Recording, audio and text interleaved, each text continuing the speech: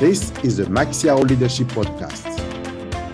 Hi there. Thank you for the warm welcome that you gave to the Max Yao Leadership Podcast since we launched earlier this month. If you have not done so yet, please hit the subscribe button because it helps more than you think. Also, make sure to download the accompanying PDF because it has the key takeaways of each episode. Like most leaders, you are probably currently in transition. Maybe you are new into your role, or you're about to start a new job. Or maybe it's your manager or someone in your team who are new in their job or about to start a new role. If this is you, go to selfempowermentinstitute.com and register for the workshop on the leadership transition secrets. All successful leaders I know pay close attention to the transition into their new role because they don't want to compromise their career after a move that is supposed to propel it.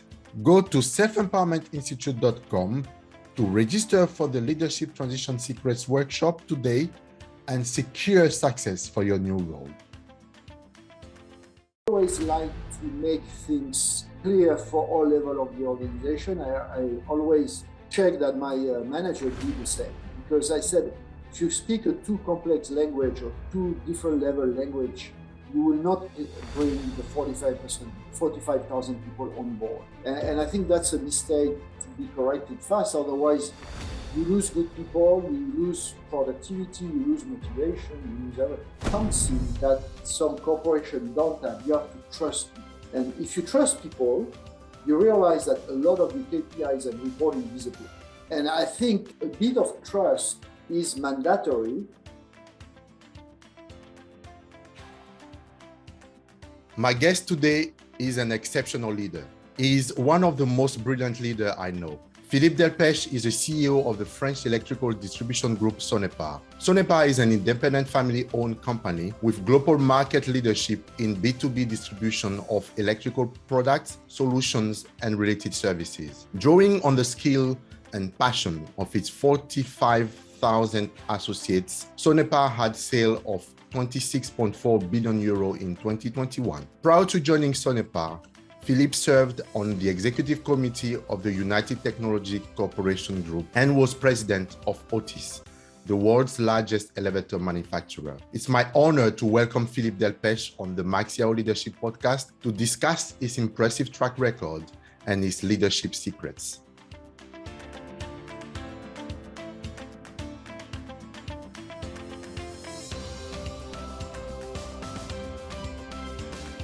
Good morning, Philippe. Thank you for being our guest today. Good morning, Maxime. Nice to see you again after a few years. Yes, I know. It's really honor to have you on this program. And I have to say, this is a podcast about leadership. And when I think leadership, first name that comes to my mind is Philippe Delpech because of the impact that you had on my career and how inspired I've been for working with you in the past. So really, thank you for everything. Thank you, Maxime. And before we dive into the content of today, in the introduction, I gave an overview of your impressive career. Would you mind telling a bit more about yourself to our audience? It's one of the questions I read before I joined. You can answer by many angles. You can give your resume, you can give your study. I would say what defined me, I was a son of globalization.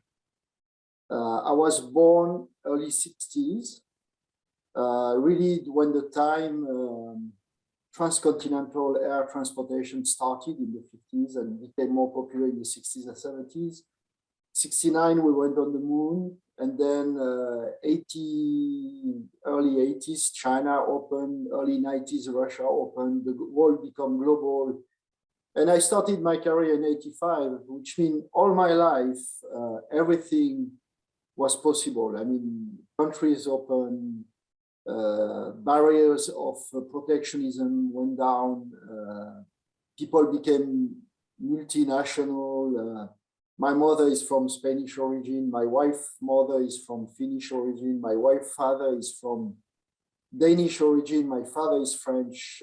My kid speaks multi languages. My wife speaks 8. And I think this is what defines us. And it's so important today when perhaps in the last few years, the world is regionalizing again or reclosing again, which means that period which was normal for me, and that was my life, is perhaps a period that we will wait for a while before we see it again. So what is then your definition of leadership? For me, I'm an engineer, which means everything is square for me.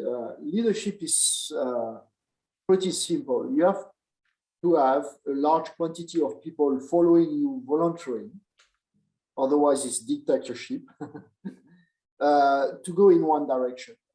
And that requires few steps, which are pretty simple to explain, but more complex to execute. One, you have to define a direction which is logical, makes sense, which we call strategy, because if it doesn't make sense, you lose money. And if it's not logical, it's difficult to embark thousands or tens of thousands of people explaining something illogical. Then you have to design the organization chart and the organization structure which will lead and achieve that vision. Choose the people in the boxes, and then communicate to thousands or tens of thousands of people.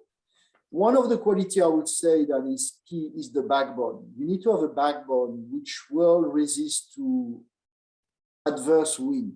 And you have a lot of adverse wind. You have the market, you have the employees, which sometimes are difficult to convince. You have the shareholders, which sometimes wants money immediately before you have done the strategy. You have also the leadership team sometimes, which everybody wants to be smart or believe they are smart, and everybody wants to have an idea, which means you have to align and fight those wins. And I think having a strong backbone and walk the talk, all these strong fundamental quality are necessary because people know they cannot bend you. Absolutely. You talked a lot about resisting adverse winds and being resilient in a sense in your descriptions. Would you mind sharing with us some of the most adverse wind you had to sail? Well, I had a lot in my career. I mean, some were more adverse than others, depending also the level of hierarchy you had. But I'm going to talk about some interesting. When I joined Carrier, we were using gas, creating an oil in the ozone layer. And we were making tons of money. We had to change the gas, which unfortunately after warmed the planet. We didn't know that at the beginning. And when you do those dramatic change, you have to fight shareholders and management who want short-term money and not long-term let's say, sustainability. And that was a strong fight I had. I think in Otis, when we started the digitalization of the corporation, of course, Otis was the most profitable company of UTC. And again, the board and the UTC executive committee, which I was part of, was a bit pushy on the short term versus the long term. You have to fight that. You have to resist that. Sonepar, I'm digitalizing a business which was analog for 50 years, which means people love the past. There is always a saying that you see the past much better than it was later on. And it is the same in the enterprise. When you change something, the people start to love what they were doing, even if before they were criticizing it. And this is what you have to fight. You have to fight those incredible change, resistance at shareholder level, employee level, sometimes supplier level, sometimes customer level, keeping the direction and having a compass in your mind, which is very clear. No, absolutely. And you touched on that, being able to have people following you willingly and they trust you. From your own experience and with leaders you worked with, what would you say are the critical steps for people to become leaders that everybody trusts and respects? I think one of the steps is the capability. Is of course use strategy. You need strategic skills because you have to define a strategy which is a winning strategy. Otherwise, after a while, people are not stupid and realize that they go in the wrong direction. Then you need to choose the team, complementary team to execute the strategy. That is one of the key steps. And a complementary team is a kind of logic. I mean, you need to have those skills that you can check and evaluate and get track records of employees, either in the company or outside if you go outside. But then you need to have a human chemistry, which makes that 10 to 12 people, which will be the management committee, will work together. And you know that this is big ego in the room. I mean, everybody believes he's smart. And by the way, he is. Everybody has great expectation on his career. But for a while, for a kind of pause in their life, like 3-4 years in a phase, they have to work together without silo, with positive attitude, making the goal, the strategic goal, more important than their own goals. And I think if you succeed to build that team, then the next phase, which is also very critical, is easier, is communicate and bring on board tens of thousands of people. You will never bring 100%, but you have to bring the majority because then they will make it happen. But certainly the complementarity of a leadership team, align, no silo, good, positive attitude. I will not say skill because a lot of people are skilled. It's really that will make you change successful. Very good. But you also have a background in engineering and science. How has that impacted your leadership experience? Yeah, I'm starting at school. My major degree skill was physics. I mean, I was good enough in mathematics, but I love physics. That was my strength. Then I become an aerospace engineer, which means for me, data analysis, facts are key. I mean, I'm not really, I was not the guy going to the coffee machine even young and spending hours on bad mouthing and talks. It's factual. I mean, bad news is factual, good news is factual. Bad news has to travel fast, has to be explained. I never personalize. I'm not one of the executives who kill immediately the postman who bring the bad news. I realize that some people are part of the bad news, but at our level, bad news are so complex that it's 99.9% more than 1% bad news. Sometimes it is, but it's very rare. And then you have to analyze. And I think that makes also people believe that you are fair. You are fair in your analysis, you are fair in your judgment. It's pretty interesting to say, but I realized the other day that I have 6-7 people I restructure, I fire, that still use me as a, let's say, witness to the headhunter when they look for a job. They call me, and this, because they knew my decision was not personal, was factual, was economic trend, skills trend driven, but not personally driven. And I think it's a good recognition when somebody you restructure kept a contact with you. No, absolutely. And for many, many more reasons. And leading to that, throughout your experience, I had a personal experience with you and how you develop leaders. But what would you say should leaders of today do to prepare the next generation of leader? First, realize it's important. I think people today are under tremendous pressure, timing pressure, results pressure, communication pressure, depending the field you are. I mean, I have the chance to be in a family non-listed company. I don't have to overspend time in communication because, and I'm not in B2C products. Some people have tremendous pressure there. Some people have results pressure. And at the end of the day, they don't spend enough time in two fundamental things, which is identification of leadership, education of leadership. Sonepar has for 30 years a junior MBA. We identified for 30 years. We didn't stop in 2008 during the financial crisis. We never stopped during any crisis. We every year identify 40 young potential below 30, 32, 33, and make them do an MBA inside the house. And then we do the same for people above 40 with a real MBA.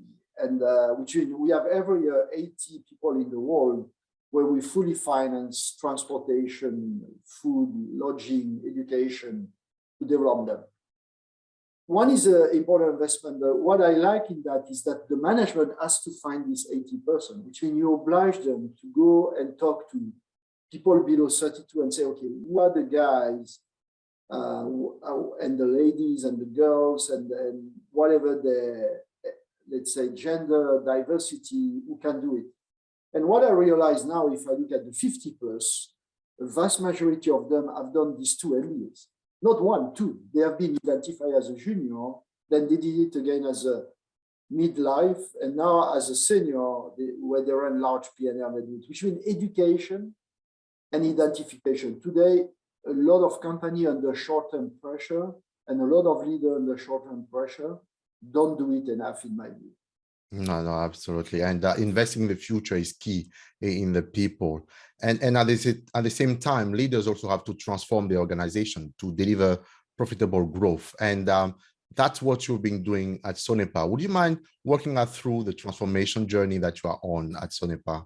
For us, is a dramatic transformation because of the industry. I mean, basically, as everybody knows, B2C distribution has been totally transformed by the Amazon-like pure player model. B2B is more complex because in B2B, you cannot be only connected through a web to a supplier because you have technical questions, you have education, you have returns of products, which means we call it that omnichannel, but they're expecting the same quality of digital interface, which means you have an industry which is born in 1900 with electricity. As soon as electricity was born, they started to have small distributor from New York to Paris to London to everywhere in the world. Until 2015, I would say, for 115 years, it was an analog base. I mean, you had product going to warehouse going to branch, phone, mail, a bit of web catalog, but that was analog. And suddenly we say to the people, the next generation of customer will be digital. They are born in 95, 96, 97. They are going to become an electrician, contractor, engineer, project manager, factory maintenance manager. And these people will expect a Uber-like app for everything. And then you are facing 45,000 people who have been successful since day one. That company was born in 1969. Last year, we did 26 billion euros, $30 billion sales. It's an incredible success, 9% CAGR growth in the last 20 years. Number 1 in the world, almost twice bigger than the number 2, $10 billion in the United States, which means it's difficult to say to somebody like that, you have to change, otherwise we are in danger. That's the difficult part. The good part is we are in good shape, we have cash, you can finance the change, but make a successful person change in urgency is not so easy. It's an interesting challenge, which was a bit like Otis. I mean, Otis was the digitalization of a very successful company, and it's an interesting challenge because a lot of people say, why we don't stay the way we are, because we love it. So what's the secret to drive change when things looks good? You need a good, I will call it vertical intelligence. You need to have a capability to speak at the floor level. I mean, in my case today, the branch, the mechanics in Otis, a language that they understand, which explains the strategy. If you don't have that vertical intelligence where you explain at all levels of the organization why and the how, it's difficult for people to make that translation by themselves. A vision for shareholder, it's very difficult for a branch employee in Sonepar to understand. I think that's my physics side. In physics, you go to the explanation. I always like to make things clear for all levels of the organization. I always check that my manager do the same, because I said, if you speak a too complex language or too different level language, you will not bring the 45,000 people on board. And I think this is what I try to do. And I think it's a fundamental quality lost. If you look at the a lot of communication of large corporations listed in the stock exchange, that communication has no sense for employees. Mhm. Has a lot of sense for shareholders. And I'm not saying it's a wrong communication, but you have to translate that in something. And today you see a lot of corporations where people are lost because the only communication is the shareholder communication level. And I think that's a mistake to be corrected fast. Otherwise, you lose good people, you lose productivity, you lose motivation, you lose everything. Communication key at all levels. Yeah. And then looking back specifically at the last 2 years with the pandemic that we went through, what adjustment have you had to make? And what did you learn from the past 2 years? To be honest, thanks to what we do today, I mean, this incredible technology of Teams and Zoom and whatever, operating the company was not so complex, I have to say. I think what was different is that the local management became standalone because you never had, we stopped this international meeting, we stopped these trips, which means if you take Sonepar president in the United States, he managed for 24 months, $10 billion, totally alone, which means it was a kind of an interesting period to test who was really a leader locally or not, who did maintain really the board in the right direction. And I think overall, I was lucky because I did the change before, which means all the people in position where people I had either selected or were in place and I liked them, which means we navigate the storm well. Now, I imagine if you have a guy isolated who is not at the level, who is not motivated, who is not aligned, then you are in trouble. We didn't have much of that. But on the communication and meetings and exchanging information, I think these new technologies were incredible. I have to say, the same pandemic in the 90s would have been very difficult to manage. No, absolutely. And I absolutely relate to what you're saying about the pandemic bringing to light the quality of local leadership. And that's something that we experienced with our management team here, and how we adapted very quickly and brought this communication to all levels of the UK and Ireland at the time, and how we structured the response to the pandemic. It's true that was essential. And I fully agree. And I think for Sonepar, because it's a distribution business, we are decentralized de facto because the customers are local, which means centralized will be a bad idea. But for this corporation, and I know that you know some of them, which are highly centralized, I think for them was a learning that too much centralization, and I had the chance to work everywhere. I had the chance to work in ABB, which was a matrix, where central and local had almost the same power. Then I went to UTC, which was fully centralized. And I went to Sonepar, which was fully localized. And you realize that the best organization is the pendulum in the middle. Fully centralized, at the end of the day, is very difficult for the local people to exist. And at the end of the day, what happens is either the good local people become dormant, they don't bring any new ideas because they know that nobody listens to them, or they leave the company.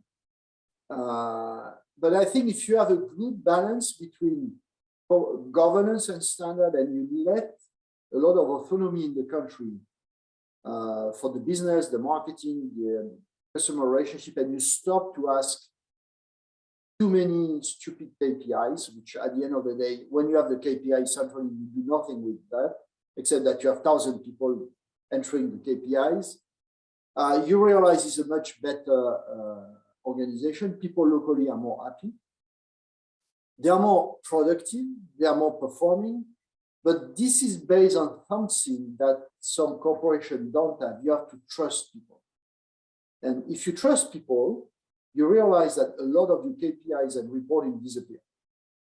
And I think a bit of trust is mandatory if you want to have an efficient organization. Otherwise, you have a slave and boss type of system, and that never works well.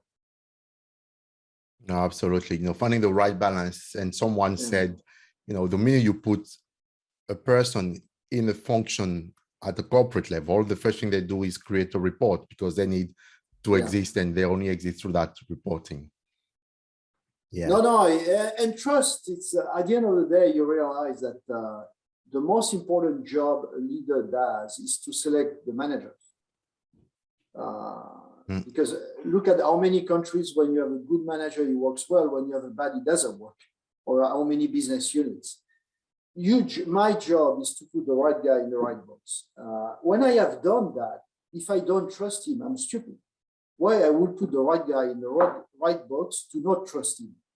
It will be a waste of my time, a waste of his time. You have to trust him. And of course, there is area where the rules are clear, compliance is fully defined, financial reporting is fully defined. It doesn't mean trusting you give everything away, but there is a lot of area where you have to tell him, I trust you. I mean, and of course, trust means that if you disappoint me, there is consequence, but you realize that 99.9% of the time, people don't disappoint you. Absolutely. No, that's core and key. Now, we also continue to see a lot of challenges with risk of recession in most of major economies.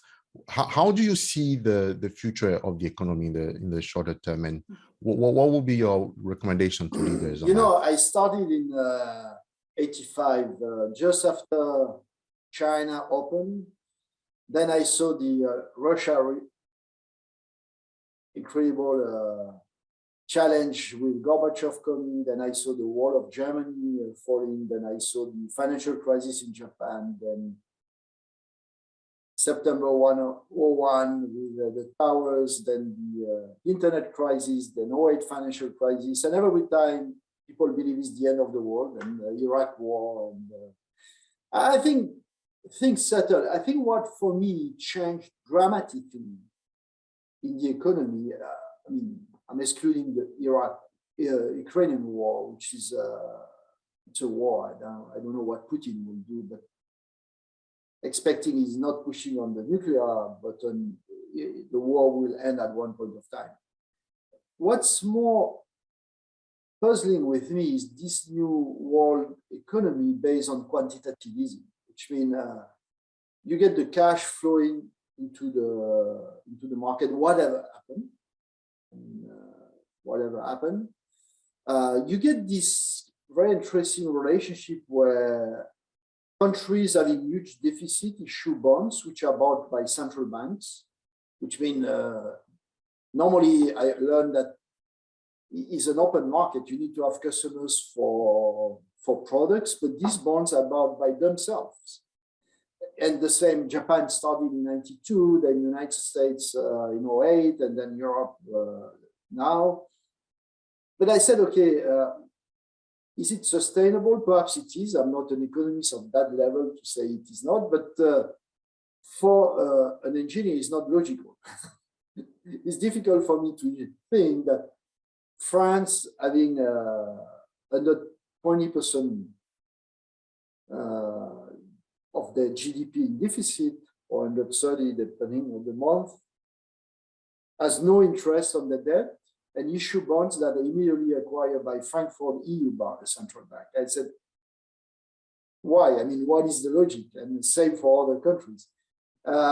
If that is sustainable, I think we'll see a correction of the stock as we have seen, and then we start again, and suddenly some market will recover, some will get, I mean, you see it. I mean, transportation will suddenly go better, tourism will go better. Construction has been so good during 3 years, perhaps it will slow down. But I don't think you will see a drama. Now, if there is a correction in that system, it could be a longer crisis. And I have no idea.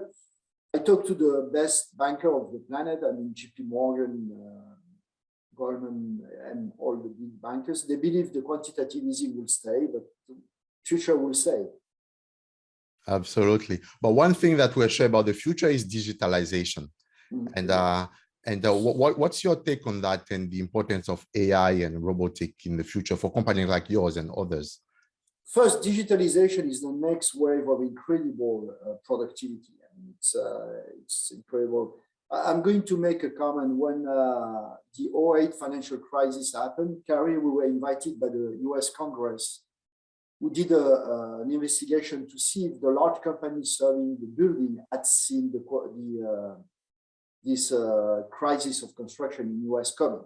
Did we see it? I mean, the air conditioning and elevator and everything.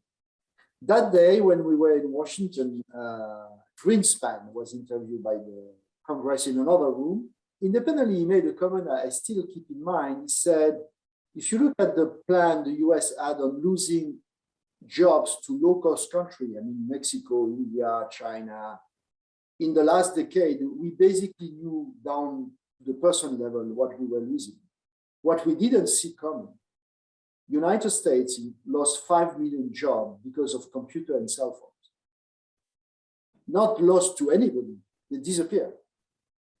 It was productivity. That was computer and cell phone. Can you imagine digitalization of all internal and external processes? We talk about tens of millions of jobs going through productivity. And that is the negative side. The positive side, I think, is the only way to get a re-industrialization of the Western world. Because that productivity will make these expensive countries of Western Europe, Northern America competitive, and will allow to relocalize some of the processes. Of course, AI, it's unlimited. It's like when I was young, I saw the IBM computer playing chess against the Russian chess people. And they lost. One day they won. And today they will win a master chess player in 2 minutes. This is the same. We have so many areas where the complexity is so immense, pricing, inventory management, that when we will have the right level of artificial intelligence in that, the machine will become so much smarter than we are today, will take so much cash from the processes, so much fat, that and you will have a service level to customers so high that it will become impossible. I mean, we will look at the past saying, how could we work that way? I mean, it will be an incredible. It's a cultural change because I don't think mathematics is the issue. I think the formula are easy to do, but you have to make people believe in data more than their instinct. And when you are in distribution, it's difficult because people believe they know everything. No, absolutely. No, that's so fascinating to have this conversation with you, Philippe. But as we are getting closer to the end of our conversation today, what is one question that you wish I'd ask you? You know, you do a lot of interviews, people come to you, they ask you a lot of questions, but what is the one question that typically you wish people ask you, and how would you answer them? I'm happy. I'm going to answer differently. I'm happy you didn't ask a question. What is going to motivate the next generation? Because I don't know exactly, to be honest. Each generation has a drive. I think we were the globalization generation. I got a call to go to Japan 2 weeks after you live in Japan. You got a visa in Japan in a month. I mean, it was an open world. You got an apartment, nobody asked you anything. Today, I mean, if you want to expatriate some people in some area, it takes, I mean, even US, get a visa in US today is a drama, which means we are changing, the world is changing. The new generation is really different. It looks like they want to stay home. They don't want to, I'm making a general comment. I know everybody is individual, but in general, they have different aspirations, different target, different balance in life between work and quality. Is it sustainable? Because one day you have to pay the bill of the kids and you have to pay. Is it sustainable? I don't know. Is it a deep change, or is it like in 1968 where we had flowers on the tracks and then smoking marijuana, and then 10 years after they were banned in New York? I don't know. But it could be an important change with sustainability, diversity. And that will certainly ask us, and we are starting to do it, but will ask us to reshape the company even deeper. No, absolutely. And that's so important. And maybe one last space question that maybe was an obvious one I did not ask is, with your experience having worked in publicly listed companies and family business today, what would you say is the difference? And I'm not going to ask you which one you enjoy most, but what difference do you see? Honestly, I enjoy both.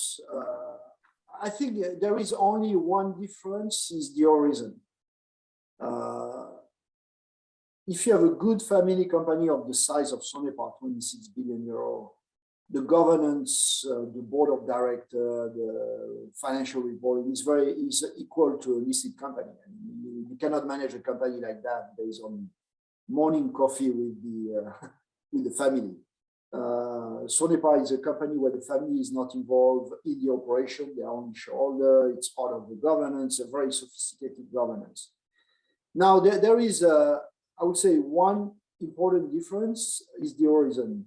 You can say to family shareholder, we are going to do the right thing. It will take a bit longer to get a return. They will say yes. You know very well because you are in finance in UTC or in Otis now, that the quarter remains really the timing of the stock exchange in New York or the stock exchange in the world. But New York is suddenly the Ferrari of the stock exchange. And that is limiting some of the decision clearly compared to a family company. The second thing, which is less important, but which is not neutral, is that when you are working for a listed company, you always talk to analysts, financial analysts. You never see the shareholder. I mean, they're representing the shareholder.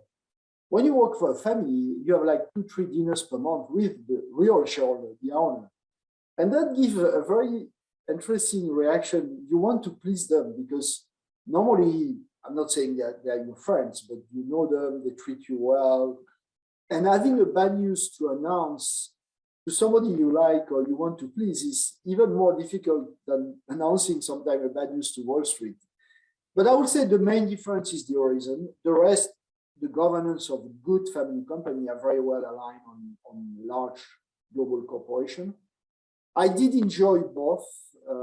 I think I did it in the right order because to be in Wall Street, I mean, you know, I was reporting numbers to stock exchange for 35 years, which means I did a lot of quarters. I mean, as a young at the beginning and then as head of the P&L at the end, that requires a lot of energy. And every first day of the next quarter, you start again and you have to be strong. Getting closer to my retirement, I think my energy level, my thinking level is closer to the family system. And I think I bring more maturity to that system, which means I did both. I'm happy to have done both. I enjoyed both, and I did it in the right order. What are 3 books that you recommend to our audience and why? Yeah, I will not answer that way. I will answer another way because so I read books on Italian Renaissance, which are books that nobody will read anyhow. Some might do. Yeah, but I think what's important, I will advise people to read books more and more, which go to the bottom of the story. I mean, I'm not talking about the romantic books and the novels. I'm talking, if you read the book, because today, one thing which I don't like is the superficiality of the news. Everything which is complex is explained on TV, on the cell phone in 2 lines. And after that, everybody has an opinion. And I think people have lost the habit to say, okay, let's go to the full story, the detail. And I like these books where you go to the detail of one story. And if you like history, if you like geography, if you like sustainability, I read a book from Bill Gates recently. These books, you don't have to agree at the end, but at least you have all the data to make your own opinion. And I think in the future, people have to lose that habit of staying superficial on news. Why there is so many fake news is because people believe everything immediately, fake or not fake.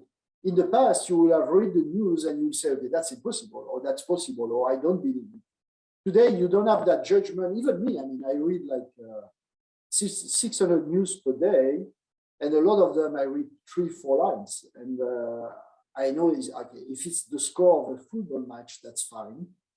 But if it's something more important, that's not fine.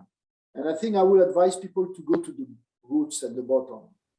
Absolutely. On any book theory. Yeah, get to the bottom, like first principles in physics. Yeah. Very good. Oh, Philippe, thank you so much. So as we close now, what's the final message that you have for leaders listening today? I think